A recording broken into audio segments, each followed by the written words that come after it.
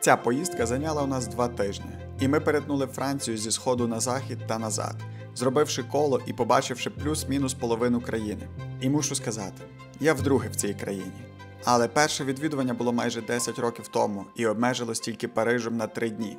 А ця країнка має ще ой як багато що показати. Тут вам і українські королеви Франції, і казкові замки, як з мультфільмів, середньовічні містечка з вуличними музикантами та котиками, альпійські гори та озера, міста фортеці, смачні і не дуже страви та загалом ще купа всього. А десь половину цієї поїздки ми подолали ось таким кемпервеном. І коштував він нам всього 1 євро на день. І я, звісно ж, розкажу, як ви теж можете його орендувати за таку ціну. Та чому це насправді вийшло в кількасот разів дорожче, ніж звучить. Тож, заварюйте чайок, беріть смаколики та починаємо. А почнемо ми з Парижу і будемо рухатись у цьому відео від більш туристичного до менш туристичного. Всі колись чули ідіому «побачити Париж та померти», що означає, що після того, як ти побачив Париж, ти можеш померти в спокої, адже на землі нічого більш красивого не залишилось. І не дивлячись на те, що цю фразу московити просто вкрали у німецького поета Йоганна фон Гете, значення збереглось. До речі, до того, як ця фраза приєдналась до тисяч культурних крадіжок Московії, вона звучала як «побачити Неаполь і померти». Я покажу тільки центральну туристичну частину Парижу з точки зору туриста, у якого є 2 дні в Парижі. Не заглиблюючись у негативи міста та не дивлячись на це місто з точки зору проживання тут чи місцеве, так як я це робив у відео про Канаду. Розпочати я хотів з епічного сходу сонця на базилиці Сакре-Кьор, адже вона розташована на горі недалеко від центру з видом на місто, і тому, що я був обдуреним фільмом Джон Уік, де фінальна сцена головної битви відбувається тут, на сході сонця, і виглядає просто шикарно. В реальності ж виявилось, що то взагалі західна сторона, і сонце там ніфіга не сходить з потрібного мені боку. Та ще й додались хмари, тому якогось класного сонячного виду цього разу не було. Але зовсім скоро у цьому відео воно буде. Сам Париж є найбільшим містом у Європі, так як Стамбул розташовується наполовину в Азії і європейська частина є меншою, а Москву я взагалі не беру до уваги. Це означає, що добирання в цьому місті можуть займати години, і просто прогулятись кудись – це затія часозатратна. До речі, ось це кольцо навколо Тріумфальної арки є одним з найбільших у світі і має аж 12 ліній і є початком або кінцем 12 вулиць. Додайте до цього приблизно 50 мільйонів туристів, які приїжджають сюди щорічно, та цьогорічна ізюминка – Олімпійські ігри, які додадуть ще приблизно 15 мільйонів людей. Коротенька історія міста для туриста була б приблизно такою. Парижем називали тільки ось цей маленький острівок в серці сучасного Парижу. Ще до початку нашої ери тут жили кельтські гали, і назвою одного з місцевих племен було щось подібне до слова Париж. Тому десь у 4 столітті нашої ери римляни перейменували маленьке рибальське поселення з Лютетія на Париж. Тож це містечко росло і розвивалось, і вперше стало столицею Франції аж у 987 році. Париж став аж 4-ю столицею в списку, а перша взагалі зараз знаходиться у Бельгії. Потім кілька разів столиця змінювалась під різними правителями та обставинами з десяток разів, аж до 1945 року, відколи Париж знову і наразі остаточно став столицею Франції. І продовжив стрімко розвиватися і прийняв ось такий вигляд, який ми сьогодні можемо спостерігати. Сучасний Париж поділяється на 20 районів.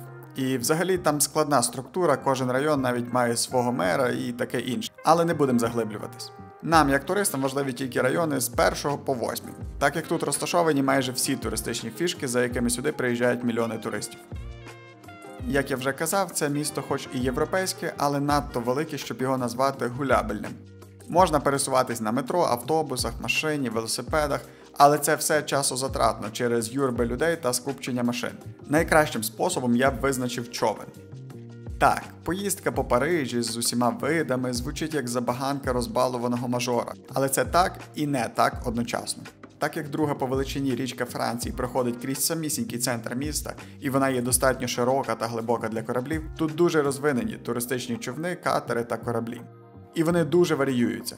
Адже є як і приватні тури з вечерею на заході сонця з видом на Ейфелеву вежу за 1000 плюс євро, так і групові тури за 16 євро. Я особисто радив би брати квиток на Батобас.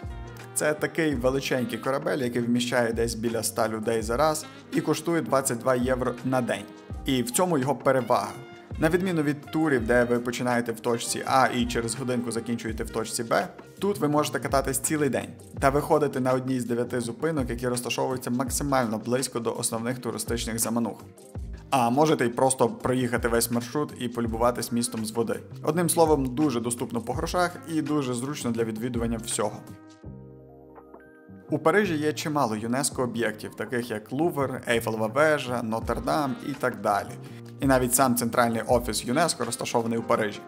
А у 1991 році тут, мабуть, просто втомились по одному об'єкту надавати ЮНЕСКО значення. І просто назвали всю набережну річки Сієн по обидва боки в центрі Парижу ЮНЕСКО-об'єктом. Тобто, катаючись на кораблі, ви ще й катаєтесь по визначному місці. Не можу сказати, що прогулянка по Парижу – це аж така романтична штука, як її описують та уявляють. Адже місто дуже шумне та повне людей, і подекуди треба аж тіснити, щоб пройти. А споглядати щось величне 100% прийдеться через плече когось. Але я для себе вже давно сприйняв факт, що точно так само, як і я, хочу на щось подивитись та десь побувати, хочуть і туристи.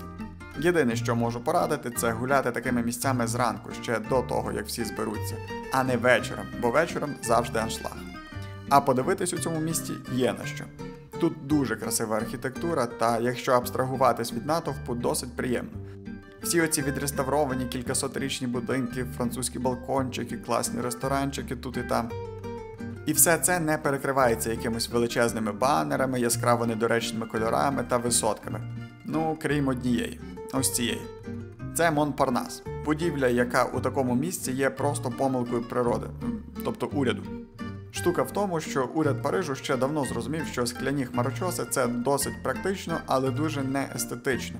І тому у місті діє обмеження по висоті будівель у 37 метрів або 12 поверхів. Але наприкінці 60-х років з незрозумілих мені причин уряд зробив виняток для однієї з компаній і дозволив будівництво цього гіганта у такій локації.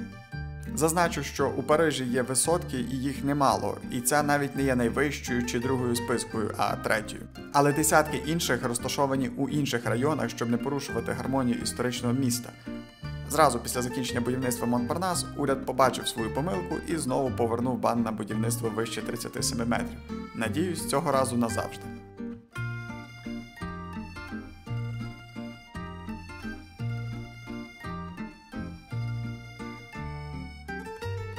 Франція подарувала світу багато винаходів та науковців, найвизначнішим з яких вважають Луї Пастера. Це такий відомий хімік чи фізик, який багато що мудрого зробив. Але що цікавіше для нас, так це він допоміг кільком українським науковцям. Перший з них – це Мечников. Він народився у 1845 селі, у селі, яке сьогодні називається в його честь Мечникове, десь під Харковом. Вчився в Харкові, потім вчився в Одесі, а у 1888-му переїхав в Париж працювати в університеті Луї Пастера і навіть отримав свою лабораторію в цьому університеті. До речі, урна з його прахом зберігається в цьому університеті, а його статуя є на території музею зразу через дорогу. Але доступ як до університету, так і до музею наразі закритий для всіх відвідувачів. Можна тільки, якщо ти студент чи працівник там з беджиком. Ну, одним словом, мене не пустили, тому записую звідси. Але цей дідок, в принципі, і так всім відомий. Я ж хотів розказати про іншого українця, який теж працював в цьому університеті і винайшов вакцини від 2 хвороб, чи без перебільшень врятував сотні мільйонів життів. Це Володимир Хавкін, відомий у науковому світі вчений, про якого я не знав абсолютно нічого, доки не почав готуватись до цієї поїздки у Францію. І випадково натрапив на інформацію про нього. А й мені якось зразу стало так обідно, що у нас в школах багато розказують про російських науковців і заставляють вчити навіть російською мовою твори російських письменників по типу Пушкіна, але зато ні слова не розказують про такого видатного українця. Ось 3 цікавих факти про нього. Перший. Він був членом таємної революційної організації «Чорний переділ», яка, нехай і безуспішно, але зробила 3 замахи на царя Олександра II. Це той самий, з чиєї руки був виданий Валуєвський циркуляр та Емський указ. Другий. Переїхав до Парижу на запрошення Мечникова працювати в цьому самому університеті Луї Пастера, де через кілька років винайшов вакцину проти холери. Холера – це не тільки синонім до слова лишенько на Галичині, а й страшна хвороба, яка раніше спричиняла сотні тисяч смертей. А тепер же вона відноситься до тих, які легко лікуються. І все завдяки цьому чуваку. До речі, коли він винайшов цю вакцину, йому не було на кому протестувати її з людей, тому він протестував її на самому собі.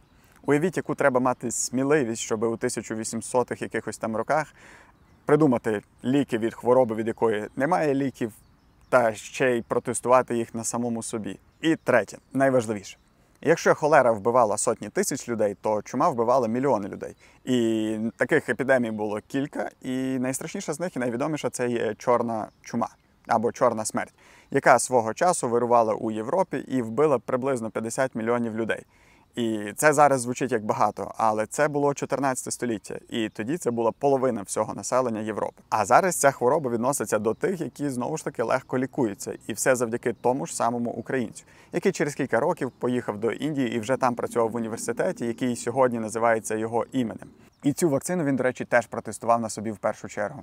І якось обідно, що такий великий українець за такі визначні досягнення від України отримав лише назву малесенької вулички десь під Одесою, якої на Google Maps навіть не видно. Але зато Пушкін, Булгаков, Суворов – це от прям треба знати в школах і всім обов'язково. До речі, напишіть, будь ласка, в коментарях, чи ви знали про цього генія бактеріології. Загалом, українці у Францію приїжджали здавна, дуже давна. Тому тут є і український сквер, і пам'ятник Шевченку, українська церква, і навіть український парк, названий в честь українки, яка правила Францією кілька років. Це звичайнісінький міський парк. Досить великий і тихий, і затишний, але нічого дуже цікавого я в ньому не знайшов. Але за півгодинки їзди від цього парку є аббатство Святого Вінсента, яке, власне, було засновано Анною Ярославівною, дочкою Ярослава Мудрого, яку колись одружили з королем Франції, і після смерті її чоловіка, короля Генрі І, вона одноосібно правила Францію кілька років, до повноліття сина. Це аббатство розташовується у дуже красивому затишному містечку Сен-Ліс. Воно пережило довгу історію завоювань, понівечень і відновлень. А з середини 1800-х років це стало приватною школою. І виглядає це так, ніби тут вчаться найбагатші діти найвпливовіших людей по американських фільмах. Але насправді якоїсь розкоші, мажорства тут немає. Все виглядає дуже атмосферно і з нотками Хогвартсу, але не більше. Класи не дуже відрізняються від наших. Предмети плюс-мінус ті ж самі, хіба що ще є бджолярство. Ну і спортивний майданчик виглядає круто на фоні церкви. Але те, що це приватна платна школа, не означає, що це для особливо багатих. Адже річна оплата становить певний відсоток від зарплати батьків, а не фіксовану суму. Є сім'ї, які платять всього 100 євро на рік. А верхню позначку нам не сказали, але натякнули, що це кілька тисяч євро.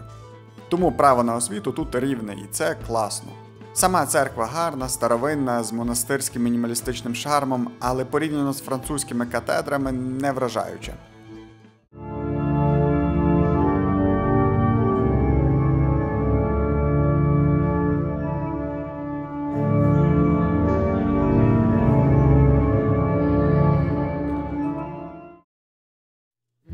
Тут зразу при вході є статуя Анни і Святого Вінсента. Вчителька, яка нам провела тут екскурсію, розказала, що вони вивчають історію Анни, так як вона заснувала це аббатство і дала великий поштовх розвитку поселення. За кілька хвилин від самого аббатства є другий пам'ятник, мідний і трошки більший. Він набагато сучасніший, встановлений у 2005 році за ініціативи Ющенка.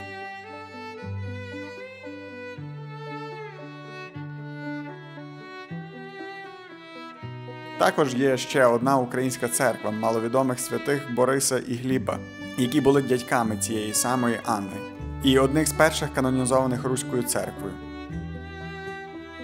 А саме містечко Сен-Ліс – це просто ковток свіжого повітря після Парижу. Тут дуже красиво, в яку сторону не глянь.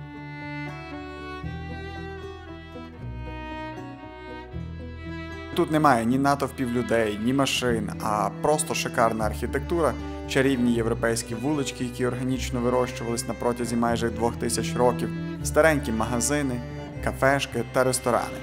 Ще кілька закинутих церков і, звісно ж, катедра Нотр-Дам. До речі, Нотр-Дам – це не суто паризька фішка. Він не перший і не найбільший, і навіть не найважливіший з релігійної точки зору у Франції. Нотр-Дам-де-Парі означає щось ніби «Мати Божа Паризька». І, відповідно, є ще чимало таких Нотр-Дамів у інших місцях. Всі вони подібні архітектурно і дуже вражають. Навіть коли бачив вже 5 таких і не вперше. І взагалі це містечко я б рекомендував як для відвідування, якщо ви вже в Парижі. Тут часу потрібно десь на півдня, щоб все пройти і насолодитись. Але для зміни обстановки це прям те, що треба.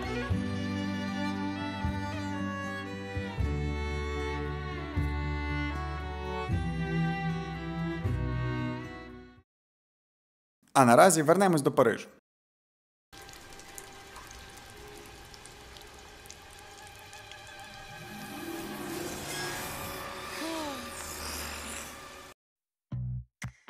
Для фанатів Рататуя магазинчик з мультика існує, і він справді виглядає так, як на картинці. І поговоримо про, мабуть, найбільш французьку випічку. По всіх канонах стереотипів при відвідуванні Франції треба їсти круасан.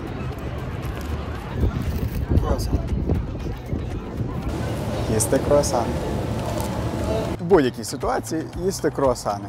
І навіть під дощем їсти круасан. І навіть прогулюючись пляжем. І насправді парижани справді їдять круасани щодня. І це типовий смаколик до ранішньої кави. І воно не дивно, адже це ж батьківщина круасанів. Адже так? Загалом варто було б говорити про круасани з цієї кав'ярні, бо це єдина віденська кав'ярня, яка є в Парижі. На жаль, вона була закрита в неділю, тому розкажу так. Насправді круасан – це не французька штука. Точніше, тепер французька, але оригінально це була віденська булочка кіпфель, яка згадується у різних документах ще у 13 столітті. А вже у Париж, а саме на вулицю де Рішельє 92, вона була завезена у 19 столітті віденським офіцером, який відкрив першу віденську булочну в Парижі. Я хотів показати, як вона виглядає, але очевидно, що вона вже закрита, і там багато чого було поміняно з тих часів, а зараз взагалі якийсь ремонт будівлі. Але ось фото з Вікіпедіївського архіву. Вже у Парижі круасан еволюціонував і прийняв такого звичного для нас виду. Вважається, що Сильвіан Клаудіс Гой був першим французьким шефом, який записав рецепт сучасного круасана у своїй книзі 1915 року. Більше про французьку кухню я ще розкажу. А наразі повертаємось до основного монументу у Парижі, а саме Ейфелевої вежі. Розказувати про неї, мабуть, взагалі немає сенсу, бо всі знають, що це таке.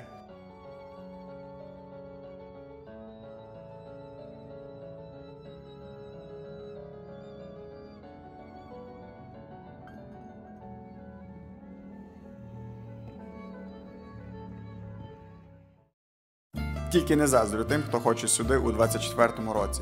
Так як через підготовку до Олімпійських ігор десь 75% території навколо вежі обгороджена і закрита для туристів.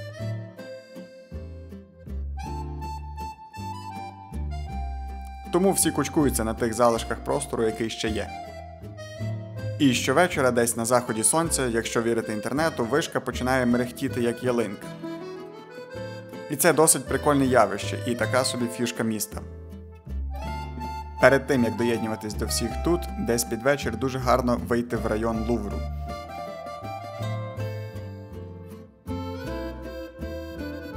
Коли сонце починає заходити, більшість людей переходить до вишки, ліхтарі вмикаються і виходять на вулицю Рататуй.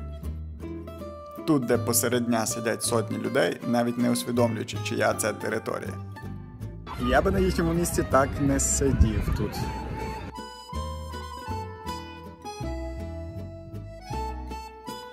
А щурів у Парижі дуже багато і повсюду. Тому не дивно, що мультик Рататуй по сюжету був саме тут.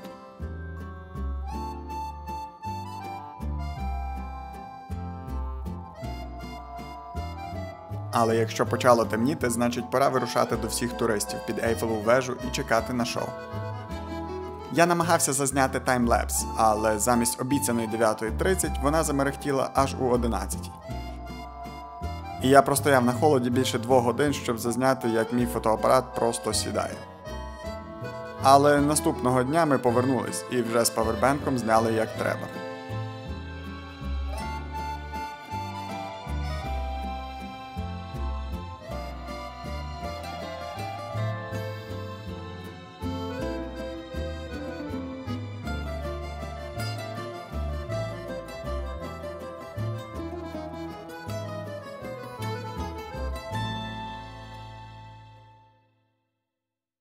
Більша частина наступного дня пройшла плюс-мінус ось так. Але пізно вечором ми доїхали до чи не найказковішого місця, яке я коли-небудь бачив вживу. Переночувавши кілька годин у Вені прямо попри дорогу, ми проснулися якнайшвидше, щоб мати побільше часу дослідити та насолодитись цим місцем.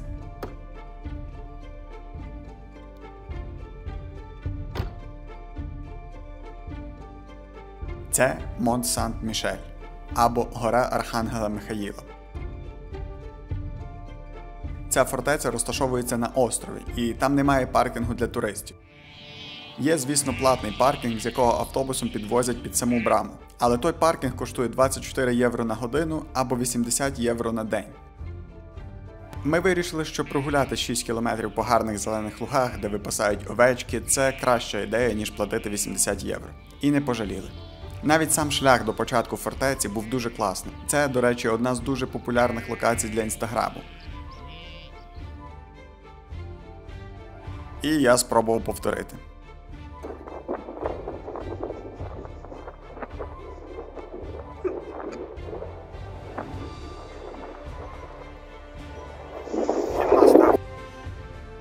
Та, інстаграм то не моє.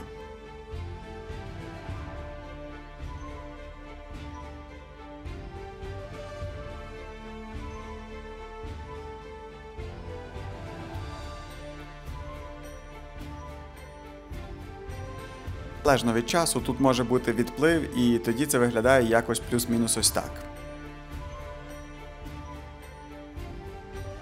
Насправді ще сухіше і можна спокійно перейти без моста на той берег. А може бути і приплив, коли це стає повноцінним островом. Це я покажу пізніше.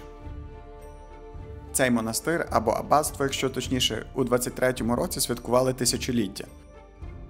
Тож ця споруда досить таки поважного віку. Взагалі, історія самого монастиря на вершині почала ще у 8 столітті. По легенді, Архангел Михаїл явився якомусь з єпископів у 708 році і сказав йому побудувати церкву на скелястому острові. Тогочасний король Франції не став спорити і подарував церкві острів і частково землі навколо нього. Дуже швидко це стало важливим місцем для паломників, і започаткувалось маленьке село у підніжжя гори.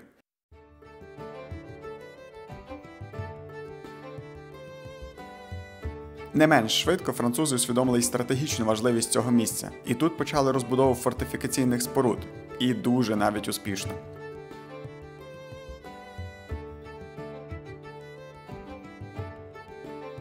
Ось як острів виглядав у 10 столітті, 11, 17 та у 21.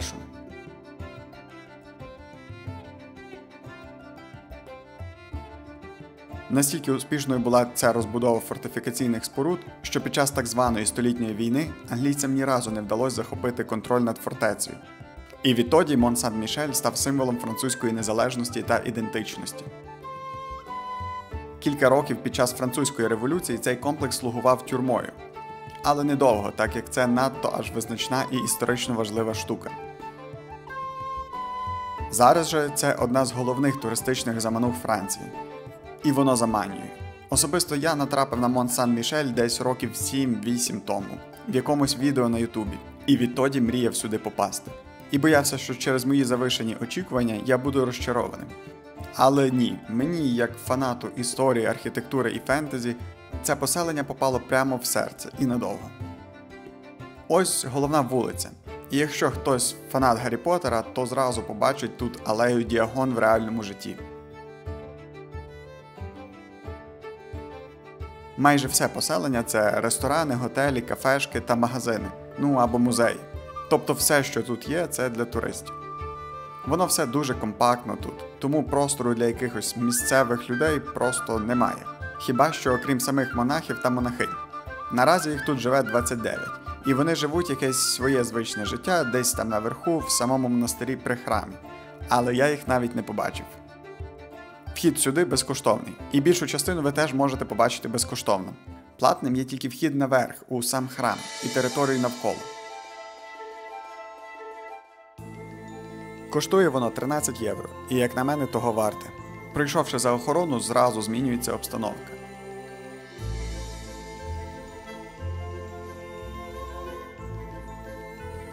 Замість якогось казкового села ви попадаєте у плюс-мінус справжню середньовічну фортецю, принаймні по відчуттях. Висота стін та просто самі розміри всього вражають. Класно порівняти архітектурні досягнення різних європейських країн 1000 років тому з архітектурним досягненням Московії того ж часу. Вийшовши на гору, також відкриється інший вид на село та околицю. Зсередини храм не захоплюють так, як зовні. Тут знову ж таки стиль монастирського мінімалізму. Стримано, але велично. Це було одним з перших ЮНЕСКО-об'єктів в світі. До решти цікавих місць прохід закритий для туристів, навіть якщо брати тури за 100 євро. Тому довго затримуватись тут нема чому, і можна піти вниз, ще раз прогулятись і візуально покайфувати. Ми пройшли все, що тут можна було пройти хоча б 2, а деякі місця навіть 3 рази. І все рівно не стало нудно, і на кожному колі можна помітити ще щось нове. Це дуже атмосферне і класне місце, але при тому дуже маленьке, тому сюди нема змісту приїжджати більше, ніж на один день. Як на червень, погода у Франції зовсім не відповідала сподіванням. З 14 днів дощило 7. Ще 5 було хмарно або вітряно, як у цей день. І лише 2 дні в кінці були справді теплі, сонячні, літні. Але я чекав роки, щоб побачити це місце. І одним з пунктиків для себе я визначив споглядання заходу сонця. Тому ніякий вітер не міг мене зупинити. Хоча зафіксувати телефон, щоб не засильно хитався, було складно.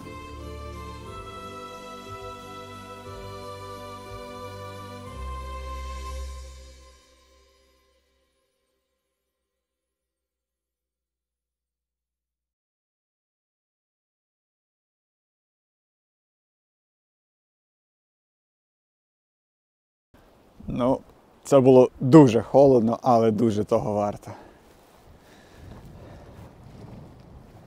Поїхали далі. Поїхали ми зовсім недалеко, у одне місто поблизу. Хоч я й не фанат міст взагалі. Я більше люблю природу або максимум села чи містечка. Мені здається, що такі місця більш унікальні, і у них можна чітко побачити та відчути культуру котроїсь країни. На відміну від великих міст, які дуже подібні між собою, практично незалежно від країни. Але у багатьох європейських містах є райони, які зазвичай називають Old Town, або Старе місто. І від таких частин міста я кайфую. У даному випадку весь цей Old Town – це старе місто-фортеця. Це Сент-Мало. Воно є дуже старовинне. Засноване ще древніми галами, десь 100 років до нашої ери. Завдяки вдалому географічному розташуванню це місто стало важливим морським портом ще за часів Римської імперії. І розвивалось в цьому напрямку за французьких часів. До речі, саме в цьому місці народився і виріс великий французький мореплавець Жак Карт'єр, який у якомусь там давньому році відкрив Канаду та започаткував такі міста, як Квебек і Монреаль сучасні. А якщо вам цікаво дізнатися більше про Монреаль або Канаду загалом, то рекомендую вам перевірити моє інше відео на цьому каналі, воно можливо вискочить десь тут. Якщо не вискочить, то просто зайдіть на канал і подивіться. І зараз цей будиночок, це музей, але він закритий сьогодні, того я вам його не покажу всередині. Але він тут. Також він назвав Канаду Канадою. Він використав ім'я місцевого одного племені, трошечки його переробив і придумав таке слово Канада. І того тут стоїть такий прапорець. По суті, плюс-мінус завдяки цьому відкриттю почалась ера найбільшого французького успіху, якщо так можна сказати. Адже коли Жак Карт'єр вдруге поплив у Північну Америку вже з французьким військом, почалась серія завоювань і досягла піку у 18 столітті, а саме 10 мільйонів квадратних кілометрів. Це лише територій у Північній Америці. Для порівняння це більше, ніж територія сучасного Китаю чи Америки. Але вернемось у Сент-Мало. Насправді, все, що ви бачите зараз на екрані, це репліка того давнього міста, побудована менше 100 років назад. Тому все тут виглядає не по-середньовічному правильно, рівно, виміряно та ще й з урахуванням місця для машин. Справа в тому, що за часів Другої світової війни це місто було спочатку знищене німцями при захопленні, а потім ще раз і ще гірше розбите союзниками при визволенні. Тому це все було перебудовано за 12 років у 50-х роках.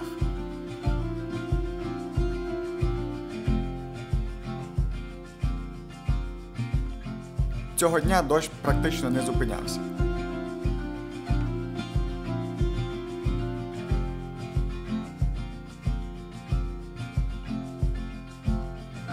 Десь колись він ставав чуть слабшим, і тільки в ті хвилини я міг зняти щось, щоб показати вам.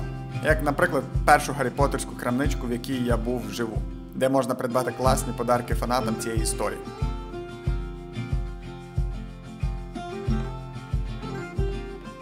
Або ось таке графіті.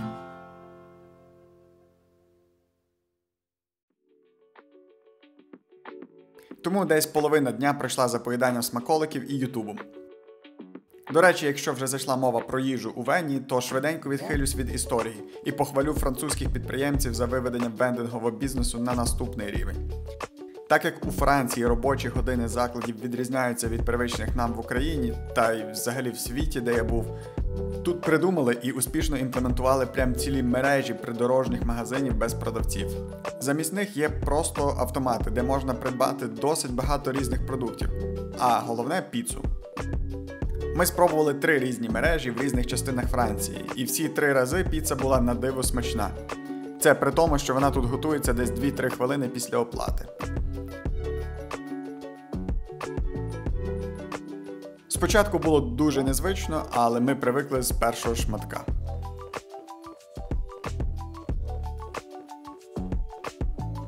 Десь за годину до заходу сонця дощ закінчився, і я побіг назад до міста, щоб встигнути назнімати чогось. Зняти щось з дрона мішало 2 речі – дощ і чайки, які час від часу намагались його збити. Чайки, до речі, ненавидять не тільки мій дрон, а й машини тут.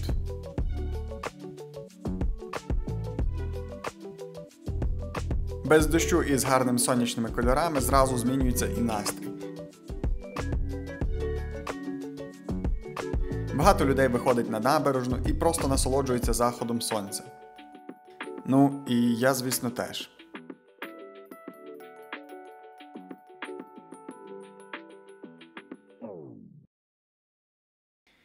І перед тим, як ми перейдемо до останніх 2 точок у цьому відео, які я б назвав село, в якому я б жив, та місто, в якому я б жив, поговоримо про уже згаданий кемпер-вен. Ну, а тепер пора розказати, як так склалося, що ми їздимо на оцій великій машині, і вона нам коштує всього 1 євро в день, але, як завжди, є але. Про це але пізніше, а зараз давайте покажу вам середину цього вена. Коли заходите, це, в принципі, майже як маленька квартирка-студія. Тут є гарне велике дзеркало, прям можна в повний ріст дивитись. Якщо пройдемо далі, то бачимо, що тут у нас йде кухня. Тут є раковина, є газова плита, є тумбочки для всяких речей, тумбочки для ложечок-вилочок і багато-багато такого. Тут велика шафка для великих речей. Ось. Тут все так закривається прикольно міцно, щоб коли їздити, то воно не відкривалось, не рухалось. Тут теж ручки не просто тягнуться, а треба нажимати на кнопочку. І воно відкривається. Далі тут у нас є дуже прикольний душ, туалет, раковина. І, в принципі, все, що потрібно для такого нормального міні-туалету. Якщо вийти звідси і подивитися зразу наліво, прямо біля туалету, у нас перше спальне відділення. Майже 2-місне ліжко, трошечки обрізане, але також багато тумбочок, приліжкове світло і місце, де можна зарядити всі свої прилади. Зразу біля ліжечка у нас холодильник, маленький, але вистачає на подорожі, на маленькі подорожі. І ще кілька тумбочок. Якщо подивитися з цієї сторони, то видно, що ось тут є ще одне 2-спальне велике ліжко. Але я не знаю, як його розкладати, того не покажу. Але воно там є. Тут у нас йде звичайна лавочка для сидіння просто. Тумбочка, тумбочка. Це прям сидіння, де можна їздити під час їзди для пасажирів, тому що є паски безпеки. Також є столик, який є розсувний, тобто він стає на всю цю територію. Кілька ще тумбочок. Пасажирське крісло і водійське крісло, які перекручуються, і це стає такою великою кімнатою. Там сиджу я, а тут їздить моя Passenger Princess. Ось, і це, в принципі, все. А зараз перейдемо до але. Окей, почнемо з того, що насправді ця газова плиточка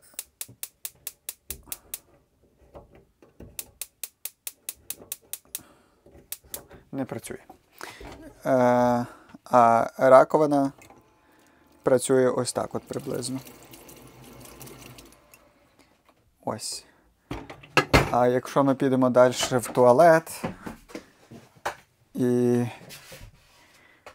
включимо душ, він працює так само, як раковина, просто не буду показувати. Туалет змивається так само, практично не змивається. Там водичка ледь-ледь капає. Тут водичка ось під таким от напором. Це найкращий напір, який є в цій машині. А проблема вся в тому, що щось не так сталося з установкою газового балону. Все тут працює на газовому балоні, майже все. І коли його встановили його неправильно. І того, коли ми подивимося на таке дуже розумне меню, тут вискакує помилка Gas Cylinder Empty, що означає, що цей газовий балон є пустий або неправильно підключений. Так як я його перевіряв, він точно не пустий, бо тому що навіть коли його пробував підкрутити чи відкрутити, він аж шипів, типу газ, запах є, все точно є. І навіть якщо нажати Declare Issue Resolved, тобто нібито я його пофіксив, Reset Error, воно спрацює, але потім воно через кілька секунд повернеться назад. І знову ж таки, через те, що не працює газ, не працює також і холодильник. Тому цей холодильник насправді бутафорія. Холодильник може працювати аж на 3 режимах, і всі 3 є недоступні. Перший режим – це просто коли заведена машина і ми їдемо. Тоді ми його, звісно, включаємо. Але це годинка, 1,5-2 десь триває і все. Другий режим – це він може працювати від газу. Це то, як би воно мало би працювати по-хорошому. Але так як газу нема, він просто буде пікати і не буде працювати. Третій режим – це воно би мало працювати від електрики, бо так як це кемпер-вен, тут можна його підключити, і на кемпінг-сайтах його можна підключити до електроенергії, до живлення, і мати все, світло, електрику і так далі тут в вені. З тим проблема інша. Нам не поставили кабельок, яким підключати цей вен до цієї системи. І навіть коли нам на кемпінг-сайті позичили кабельок, то він був з іншим виходом. Не знаю, чи це через те, що це машина Ford, а ми в Європі, тобто американська машина в Європі, і воно не розраховано чи що, але воно просто не під'єднувалося. Але гірше те, що нам просто не дали кабельок, який теоретично мав би бути в цьому вені. І того ось. І найгірша проблема, яка є, це, знову ж таки, через цей газ, який або пошкоджений, або неправильно під'єднаний, або щось в самій системі, в техніці, в комп'ютері не так. Це через те, що тут не працює опалення. І вночі, коли температура на вулиці опускається до 9 градусів, у нас всередині приблизно 13 градусів. І це дуже холодно. Також нам мала бути постіль включена, тобто подушка, ковдра, простині, всі штучки. Але коли ми забирали цей вен, то чувачок нам сказав: сорі, але закінчились. Того хочете берете вен без них, хочете не берете вен. І до побачення. Що, в принципі, залишило за нами вибір, чи купляти постіль, чи ми дарма приїхали аж на край світу Мюнхен. Ось. І того ми змушені були купити Ми шукали постіль, але постіль або не підходить, або якщо взяти постіль, ковдра, подушки, то разом там хороших 100 євро приблизно в Франції. Того ми купили від сили ось такий коцичок, пледик і якось стараємося вижити з цим, але це буквально є виживання щоночі, бо просто надто холодно. Це холодніше, ніж спати в палатці в горах. Ось. І ще одна штучка надважлива. Якщо подивитися, скільки води витікає тут, і скільки води витікає з-під Вена, то з-під Вена більше. Тому що, знову ж таки, я не знаю, чи це щось проблема на заводі було зроблено, чи вже там в Мюнхені, але бак, по який проходить вода, під Веном є пошкоджений. В ньому просто нагло просверлені дві ідеальні круглі дирки, і кожен раз, коли ми включаємо воду всередині, то більша частина води просто витікає на землю. І тому так виходить, що бак в цьому Вені має прям нормальних 90 літрів води, щоб вистачало для того, щоб аж прийняти душ кілька разів і, в принципі, не знаю, на кілька днів такого нормального життя. Але в нас вода закінчується, не знаю, за десь 3 хвилини, 2 хвилини включеної води, що, дуже неприкольно. Тож, ця послуга, якою ми зараз користуємось, називається Relocation. І, по суті, якщо так коротко, то це великій компанії, яка займається орендою цих кемпервенів, потрібно доставити ці вени з одного міста в інше місто. В нашому випадку це через те, що кілька тисяч таких кемпервенів було привезено з Америки в Мюнхен, і треба подистриб'ютити. І ось вони нам дали цей вен, щоб доставити його в Бордо. Нам для цього дали 8 днів, що є, в принципі, непогано, але також нас обмежують по кілометрах. Тобто в нашому випадку, якщо брати найпрямішу лінію з Мюнхена до Бордо, по всіх платних дорогах, не з'їжджаючи нічого, це є 1300 кілометрів. Нам ж дали 1400 кілометрів. І якщо взяти, що ми мусимо з'їхати кілька разів, щоб заправитись, кілька разів, щоб поїсти, кілька разів, щоб переночувати, то це є дуже недостатньо. Ми банально мусимо ночувати прямо попри трасу, щоб вкластись в ці 1300 кілометрів. Також можна доплатити трошки грошей зверху, щоб продовжити цю оренду по плюс-мінус дешевшій ціні. За 100 євро в день ми можемо продовжити ще максимум на 3 дні і отримати ще максимум 300 кілометрів. Тобто по 100 кілометрів за день, по 100 євро за день. Тобто вже виходить, що можна мати 11 днів, так як ми і будемо користуватися, і мати 1700 кілометрів, а не 1400. Що в нашому випадку вже більш ближче до правди. Але крім того, так як ми хочемо поїхати побачити ще Париж, Монт-Сант-Мішель, Сент-Алмо і інші міста, які не по найпрямішій дорозі, і, в принципі, ми не ночуємо попри трасу, а ночуємо на кемпінг-сайтах, то в нас виходить ще більше кілометрів. І вже кожен кілометр вищий за цей ліміт коштує по 1 євро. Тобто, по суті, якщо вам треба з'їхати, не знаю, екстра 20 кілометрів, щоб в магазин і назад, це 20 кілометрів туди, 20 назад, це коштує 40 євро зверху. Бо більше того, тут багато є платних доріг, і, по суті, якщо ви платите 1 євро на кілометр, плюс 30 євро на кілометр, якщо офіційно дані по французьких сайтах пише, коштують платні дороги, і також на бензин ця машина їсть досить чимало, виходить приблизно 2 євро на кілометр, на екстра кілометр виходить, що, досить так немало. І тому замість такої гарної картинки, де нам цей вен обійшовся в 1 євро в день, насправді він нам обходиться практично в 100 євро на день.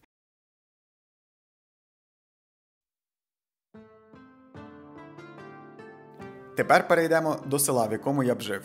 Це Дінан. Насправді не село, а містечко, але з населенням лишень трошки поза 10 тисяч. Воно, як і, мабуть, сотні інших, було засноване ще в 10-11 столітті. Нічого особливого.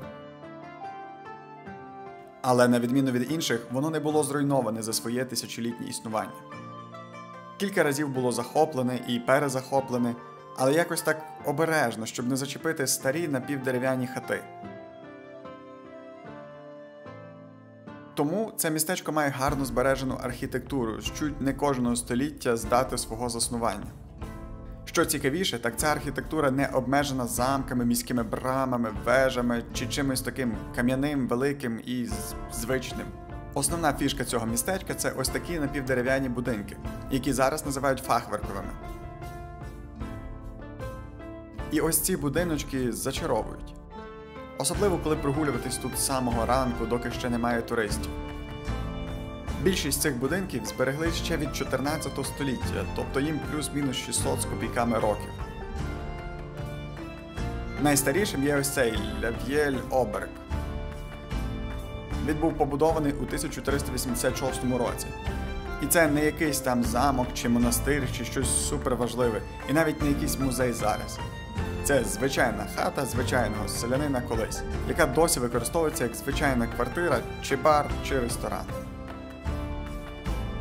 Погода цього дня була не найкраща, але час від часу падав зовсім легенький дощ, який не заважав мені, але зате більшість туристів просто зникала з вулиць, і тоді атмосфера ставала ще краще. Ніяких атракціонів, розваг чи якогось активного відпочинку тут просто немає, і як на мене, воно й не потрібно. Найкраще, що тут можна робити, це просто гуляти. Ну і їсти місцеву їжу. Ну і де ще розказати про налисники, як не у цьому гарному маленькому містечку, яке розташоване в області Брітані, Франція. Адже саме у цій області, десь невідомо де, відповідно до легенди, десь у 12-13 столітті одна жіночка випадково розлила на кухонну плиту суміш гречаної муки і води. І воно так плоско запеклось. До того так не робили. Але тоді їжею не розкидалась, бо її особо не було, і вона то скуштувала, і вийшло смачно. І так от зародилась ця страва. Налисники, до речі, тут є до кольору, до вибору, як солодкі, так і солені. І якщо вже мова зайшла про їжу Франції, то всі знають прикол, що французи жабоїди. І це ніби й правда, бо така страва у них справді є, але вона не зовсім повсякденна, а більше як рідкісний делікатес, на який заманюють туристів. Я був готовий з'їсти їх, щоб показати вам. І ми шукали, де б то купити у всіх містах, але не знайшли ніде. Тому я подумав, що ще є таке водночас французьке і дуже неприємне мені. І знайшов устриці.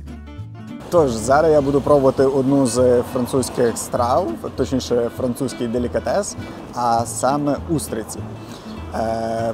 Штука в тому, що я ненавиджу нічого слизьке, навіть гриби. Абсолютно. І інша річ, з морської їжі, з морських продуктів я люблю тільки рибу, і то тільки філе. Більше ніяку іншу частину риби чи будь-яких морських створінь я просто ненавиджу їсти. І особливо це. Але так як ми в Франції, а Франція є номер 1 споживачем в світі устриць, вони споживають там скільки сотень тисяч тонн на рік, то і це є їхня традиційна страва, то я просто мушу спробувати.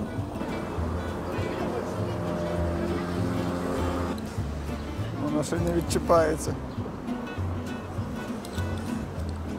A few moments later.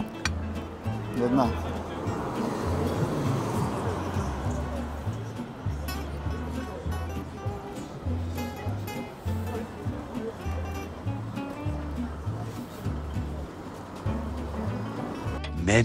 Many minutes later.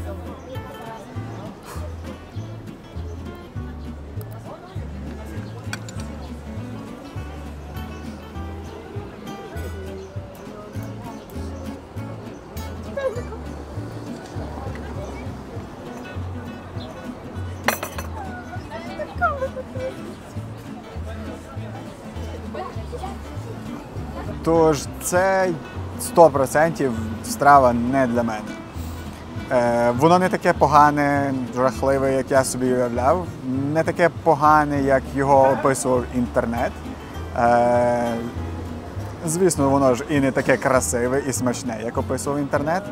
Я постарався протримати то в роті кілька секунд, але здався. Смакує воно як звичайна риба, можливо, трошки настояна, але нічого супер-супер жахливого, але дуже слизьке. Дуже слизьке, і воно просто неприємно тримати в роті, коли воно ще так рухається. Так як я відвідую Францію, і це їхня чуть не головна страва, делікатес і головна фішка, то, звісно, спробувати треба і варто. Але скоріше за все, що ніколи більше в житті я це не спробую ні в якій країні. Того таке, на разок. А тепер давайте про смачнішу їжу. Помимо устриці жабічих лапок, основа французької кухні є картопля, сир і запечене м'ясо. Тому більшість страв є саме такими, які я прям обожнюю. І колись я розкажу більше про це у другому відео про Францію. У цьому ж відео я хотів ще додати французький цибулевий суп. Це страва, яку зараз намагаються копіювати у різних країнах, але у них геть не виходить. Я кілька разів куштував у різних країнках і було, м'яко кажучи, несмачно. Але це ж Франція. На те він і французький, щоб бути смачним тільки тут. Склад максимально простий. Карамелізована цибуля і бульйон. Звучить не дуже, але на смак це дуже навіть дуже. Щось як бограч, тільки без м'яса.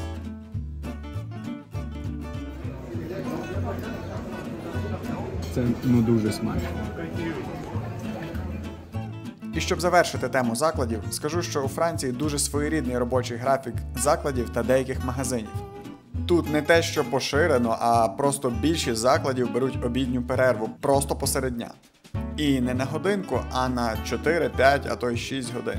Щоб зекономити на зарплатах працівникам у неходові години. Це менш помітно у Парижі, але у решті міст, де ми були, такі обідні перерви переважають над закладами, які працюють без перерв.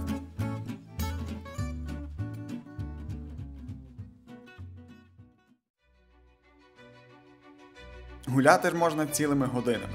Містечко є досить великим, але при цьому цікавим і красивим у всіх кутках, а не тільки в центрі. Велика частина обгороджена середньовічною стіною, яка простягається на кілька кілометрів. І вона теж гарно збереглась. Також є кілька веж і, звісно, старий замок. Вхід туди платний і є різні варіанти, але мені, якщо чесно, то було не цікаво, тож ми туди навіть не йшли.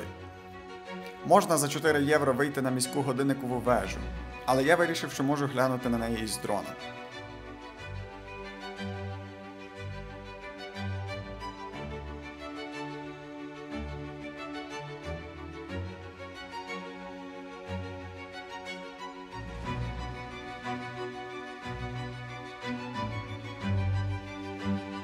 Звісно ж, тут є кілька красивих церков та базилік.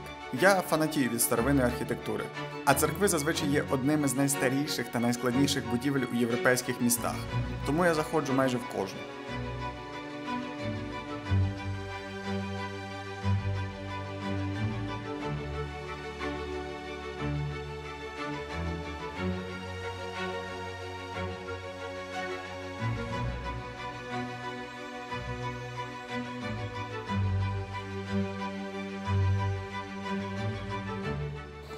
Відповідно до легенди, десь в 11 столітті лорд цього містечка Дінан пішов на Святу Землю в хрестовий похід і там попав у полон.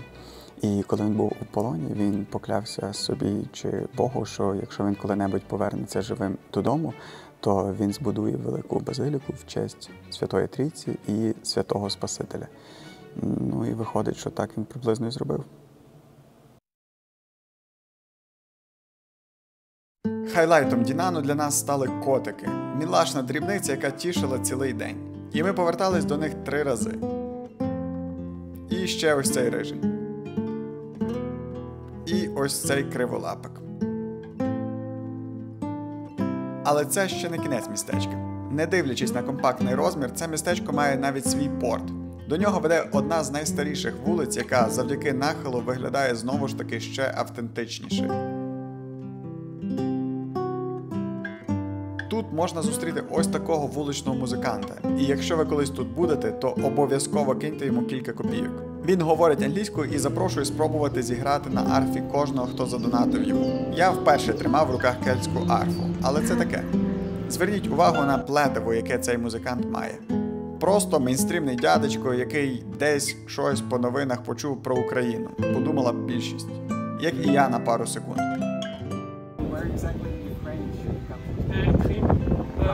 Cream by John Coy. From Я Written була by там. John Coy. Yeah, really? I was there. I've never been. It's a shame. Але він запитав нас, звідки ми. І слово за слово виявилось, що він напівукраїнець. І його мама втекла з Радянського Союзу і оселилась у Франції ще у 1958 році.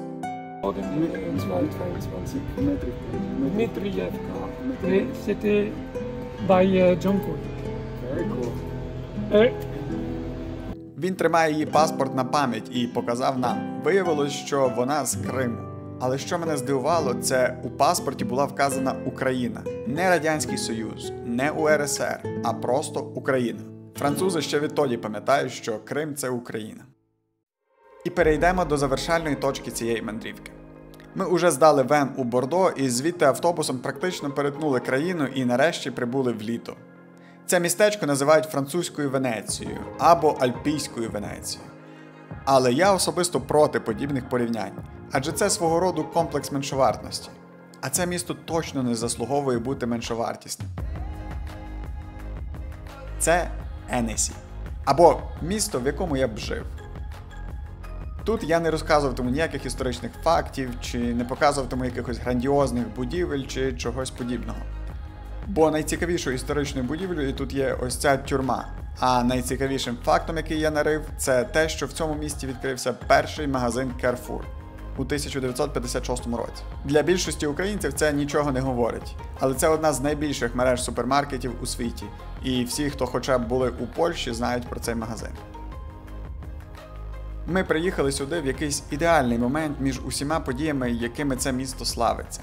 Щонеділі тут є ярмарок, який дуже цікавий і людний, якщо вірити інтернету. А ми приїхали в будній день. Через кілька днів тут почнуться Олімпійські ігри, тож ми зарано. З 19 по 15 червня тут проводиться щорічний міжнародний фестиваль мультфільмів. Ми приїхали 19-го, тож ми запізнились. У лютому-березні тут відбувається венеціанський карнавал, коли тут наряджаються в такі от костюми. Тож ми знову ж таки зарано. А восени тут з гір спускаються корови і овечки. Їх наряджають у різні вінки і всяку зелень, і квіти, і всі стада йдуть крізь місто до своїх ферм зимувати. Тож, можливо, я так насолодився містом через відсутність великої кількості туристів, які вже поїхали або ще не приїхали. Це цілком таки пристойне по кількості населення місто. Має 125 тисяч. І приблизно 3-4 мільйони туристів на рік. Що може й не сильно вражає порівняно з Парижем, але це більше, ніж навіть кількість туристів у Одесі до війни. У Одесі є море, в той час, як тут тільки озеро. Але зато яке? Це озеро називається Енесі, розташоване у місті Енесі і слугує початком річки Енесі.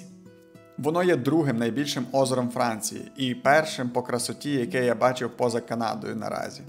Так, я знаю, що це рано чи пізно зміниться. Але я поки що ще не був у італійських чи швейцарських Альпах, тому наразі це найкрасивіше озеро, яке я бачив поза Канадою. А якщо вам цікаво поглянути на ті озера в Канаді, про які я кажу, то не забудьте глянути інше відео у мене на каналі, де я розказую про озера, міста, гори і українців на Канадщині.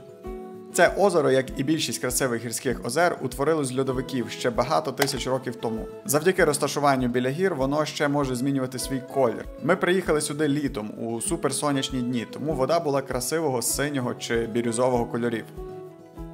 Але восени та навесні колір стає зеленуватим, а зимою воно майже ніколи не замерзає, і тоді колір чисто прозорий. Це озеро також є найчистішим з європейських озер. А околиці це просто якась Швейцарія. Саме місто мені, як завжди, не цікаве, але район Олд Таун тут майже ідеальний. Венецію Альп це місто прозвали через канали, які проходять крізь місто від озера і до річки. І воно може чимось і нагадує Венецію, але я б так не сказав. По-перше, тут немає венеційських гондол. І в принципі я не бачив, щоб човни плавали аж прямо посеред міста. По-друге, тут є дороги всюди, і канал – це просто прикраса міста, а не замінник дорозі. Ну і третє. Вода у Венеції – це здебільшого солена морська вода, змішана з прісною. Тому там стоїть такий запах застояної води у повітрі, особливо під час відпливів. А у Венесі вода кришталева і прісна. тому ніякого запаху тут бути навіть не може. Я ні в якому разі не дорікаю Венеції, то прекрасне місто, і я його обов'язково покажу у відео про Італію.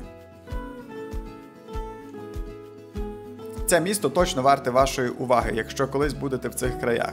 І раджу виділити хоча б 3, а то й 4 дні, щоб його дослідити. На жаль, у нас було тільки 1,5 дні. Так як ми приїхали о 10 ранку, а у 7 вечора наступного дня на нас вже чекав автобус і 56 годин дороги з кількома пересадками. Перший день у нас пішов просто на прогулянки містом та набережною. Тут дуже красиві старі будинки, які відрізняються стилем архітектури від інших міст, у яких ми були у Франції. Гарні вулички і дуже багато різних закладів. Так як це гірська місцевість, то кухня тут зовсім інша від Парижу чи Мон-Сан-Мішелю. Тут вже домінує утилітарна картопля з м'ясом і сиром, як у нас в районі Карпат. Також повсюди є ось такі квіти, і мене зразу вразило 2 штуки. Перше – це те, що вони всі в такому ідеальному стані, дуже доглянуті і живі, не дивлячись на жару. І тоді я помітив, що вони всі під'єднані до ось такої нехитрої, але гарно замаскованої крапельної системи. І цих квітів не просто багато, а надзвичайно багато. Це місто навіть виграло символічну нагороду Golden Flower, або Золота квітка, як найбільш квіткове місто у Франції. Друга річ, яка мене приємно вразила, це те, що ніхто їх не нищить і не краде. На щастя для французів, тут не водяться ті недолугі бабки, які крадуть квіти з клумб в українських містах. Також тут прямо на набережній є парк, який називається Сади Європи. Налічує приблизно 650 дерев з різних частин Європи. Ну і звісно, тут є човни і катамарани, які можна орендувати. Але поки ми до них дістались, то вони вже закривались полегенько. Тож ми просто продовжили гуляти, насолоджуватись водою і місцевою кухнею. До речі, що мені сподобалось, це те, що тут можна плавати без дурних обмежень, які зазвичай водяться в туристичних місцях. Довго гуляти не вийшло, бо я хотів виспатись, адже запланував собі похід в гори на наступний день з дуже амбітною ціллю.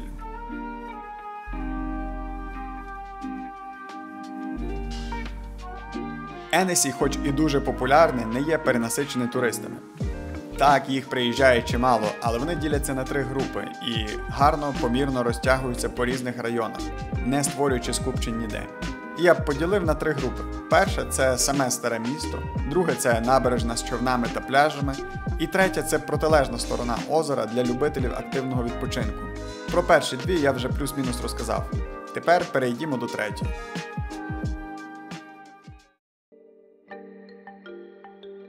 Активний відпочинок зазвичай починається з першого дискомфорту, а саме просідання вдосвіта. Але й винагороджується цей дискомфорт зразу. Ранок – це ідеальний час у туристичних місцях. Але часу у мене всього 10 годин, а подолати я планував 50 кілометрів. Але більша частина з них на велосипеді, тому я подумав, що зможу це зробити.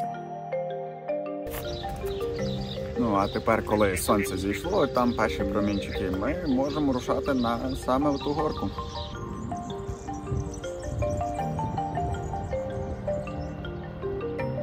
Почався маршрут як у ідеальних фільмах.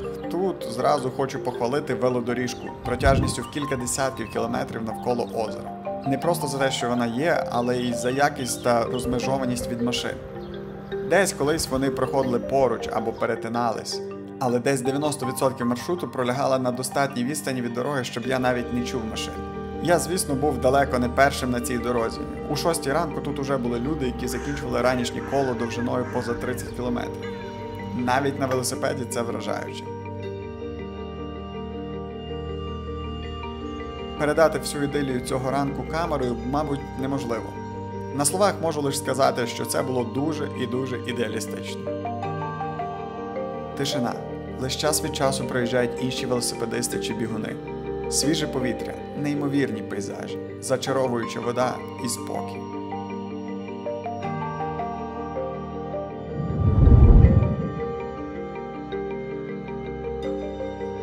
І навіть те, що я не догледів спущене колесо, коли брав велосипед в оренду, не спортило день. Бо мені пощастило доїхати до якогось веломагазину прямо попри велодоріжку, у якому мені дозволили скористатись насосом, за що їм велика дяка. Велодоріжка тут настільки віддалена від машин, що у неї є навіть свій міст, що дурниця порівняно зі своїм тунелем. І не маленьким декоративним, а прям нормальним, пробитим крізь скалу і гору. Ось це я називаю велоінфраструктура. Я планував піднятися на велосипеді аж під саму гору, так як теоретично доїзд є, і це б спасло мені купу часу на шляху назад. Але я взяв не той велосипед, який варто було брати. Я очікував якихось тяжкопрохідних місць, а не ідеального асфальту. Тож, порада номер 1. На такі випадки треба брати шосейні велосипеди. Це ті, які мене легко обганяли раніше. Вони легші і просто кращі для гарних доріг. Тож, як тільки почався підйом, я зліз з велосипеда, прищепив його до найближчого стовпа і пішов далі на своїх двох.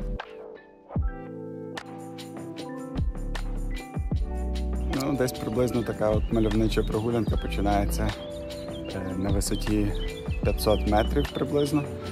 Буквально за, 5 хвилин після того, як я скинув велосипед.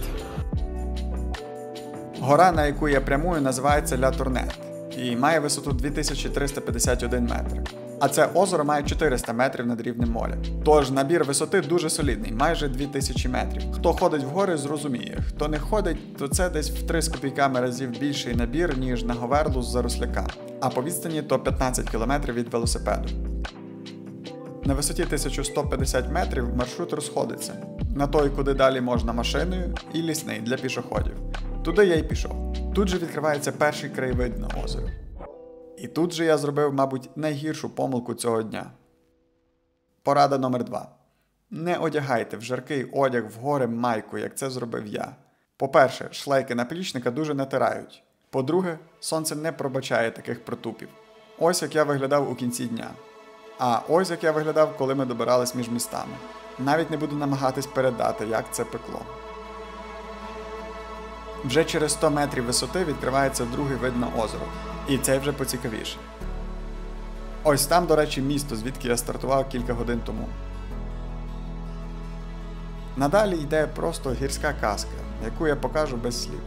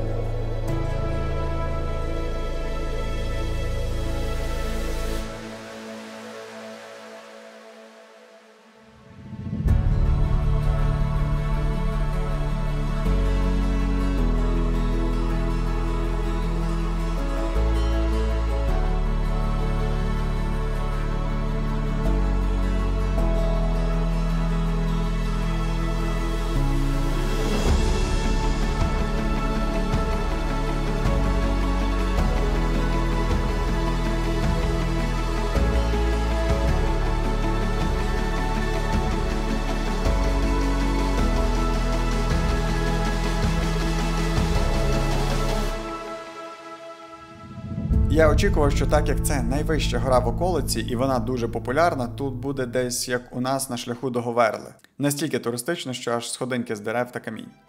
Але виявилось зовсім не так. Маршрут гарно промаркований і зрозумілий, але в міру туристичний. І хоч це мені дуже сподобалось, воно ж мене і сповільнило. Також я не мав гірського взуття з собою і йшов у звичайних кросівках, які, м'яко кажучи, не підходять для походів.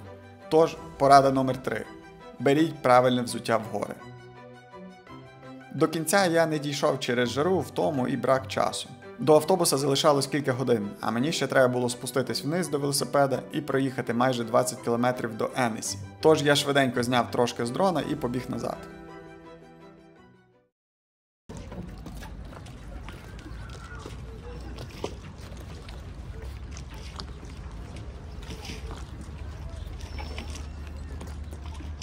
Кросівки не пережили цю поїздку.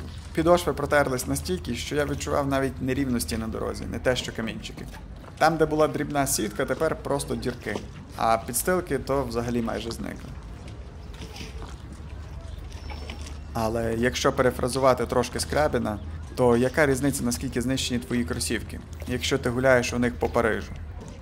Ну або у цьому випадку просто по Франції. Велосипеди в Парижі і в Закопаному лижі, місця щасливих людей.